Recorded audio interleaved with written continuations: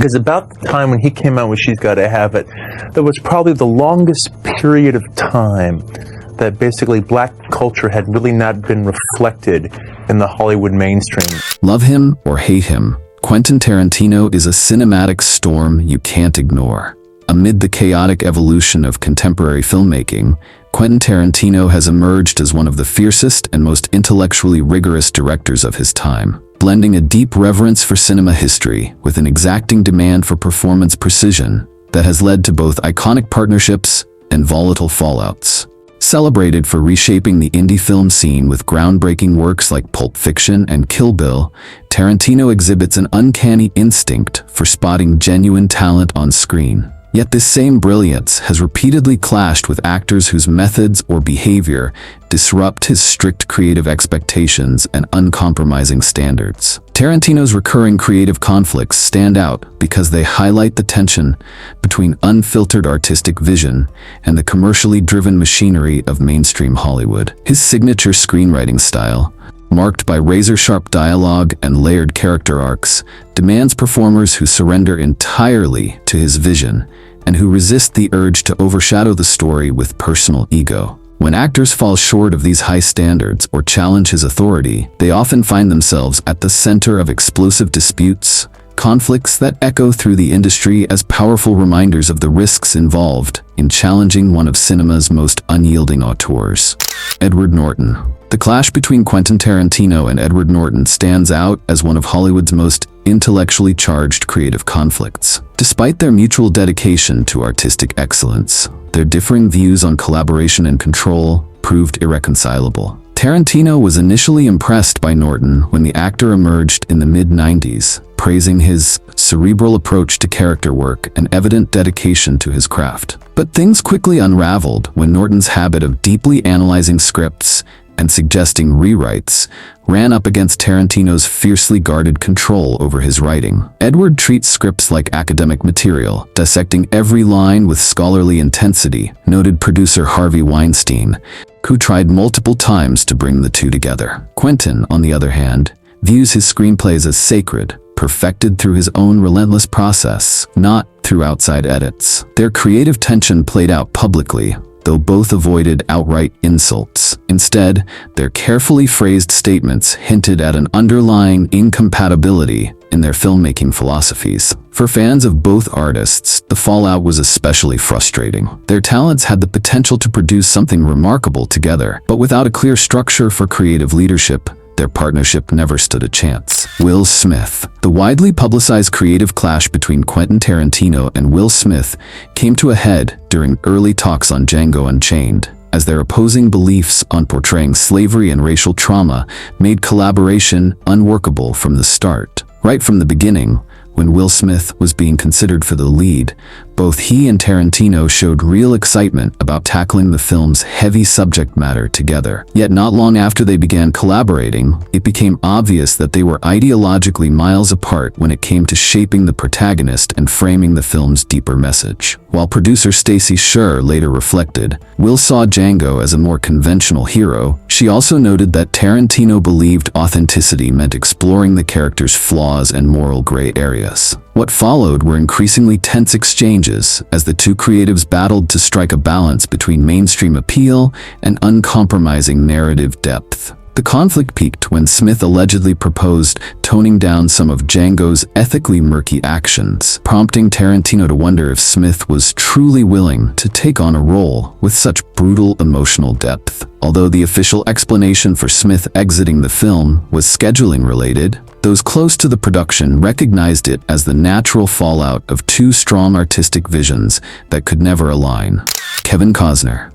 The simmering tension between Quentin Tarantino and Kevin Costner offers a revealing glimpse into how two different generations of filmmakers define American masculinity.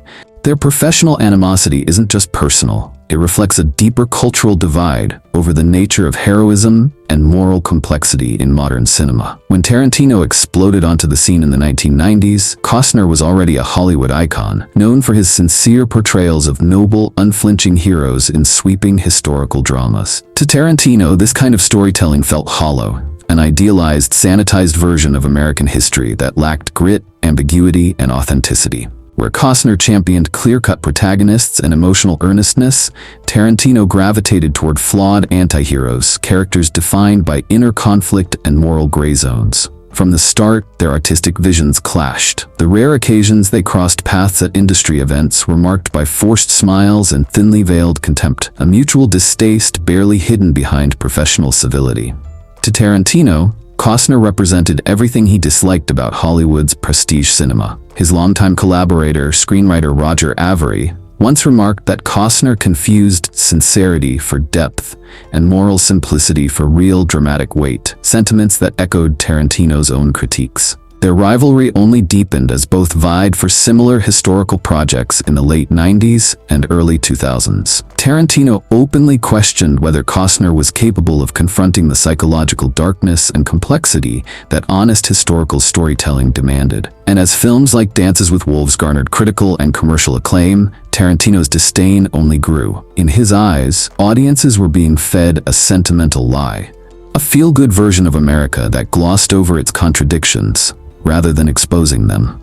George Clooney. The uneasy collaboration between George Clooney and Quentin Tarantino on From Dusk Till Dawn grew into one of Hollywood's most tactfully concealed creative battles, fueled by their drastically different filmmaking ideologies that nearly threw Robert Rodriguez's vampire flick into chaos. Though their pairing appeared promising at first, Tarantino bringing his edgy script and Clooney arriving with rising star power, their behind-the-scenes frictions soon disrupted what many expected to be cinematic synergy. Tarantino's unapologetically dark sensibilities clashed head-on with Clooney's desire to inject emotional depth into even the most flawed characters, making harmony between them increasingly difficult. Director Robert Rodriguez later explained, while Quentin wanted to let the criminals remain unfiltered and morally ambiguous, George kept pushing to humanize his role in ways that softened the edges. Their creative push and pull turned daily discussions into subtle standoffs, as both men tried to bridge the gap between commercial appeal and raw storytelling